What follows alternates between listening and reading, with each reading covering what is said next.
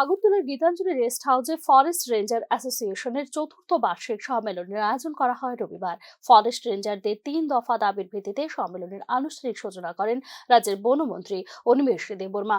Forest রেঞ্জারদের ৩ দফা দাবির মধ্যে প্রথম এবং মুখ্য দাবি হলো তাদের গ্রুপে অথবা গ্রুপ ডি গ্রেজেটেড পোস্টে পদোন্নতি, কেন্দ্রীয় সরকারের গ্রেড পে অনুযায়ী তাদের বেতন বৃদ্ধি করা ও ফরেস্ট অফিসারদের যাতায়াতের জন্য গাড়ির ব্যবস্থা করা।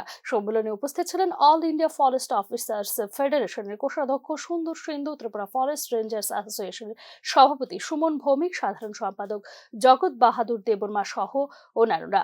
ফরেস্ট রেঞ্জারদের কাজে উৎসাহ দেওয়ার জন্য এবং বনজ সম্পদের রক্ষণাবেক্ষণের দায়িত্ব পালনের জন্য কিছু নির্দেশিকা মেনে কাজ করার কথা বলেছেন বনমন্ত্রী অনিমেষ দেববর্মা। রেঞ্জ অফিসারদের দায়িত্ব, সেই দায়িত্ব যেন ওনারা ভালোভাবে পালন করতে পারেন।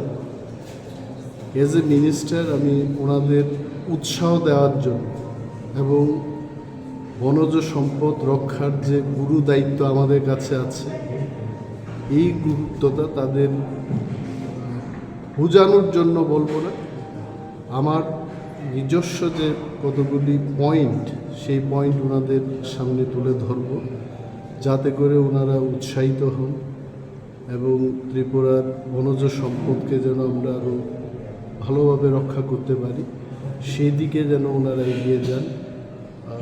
তার লক্ষ্যে কিন্তু এই সম্মেলনে আজকে আমি এসেছি।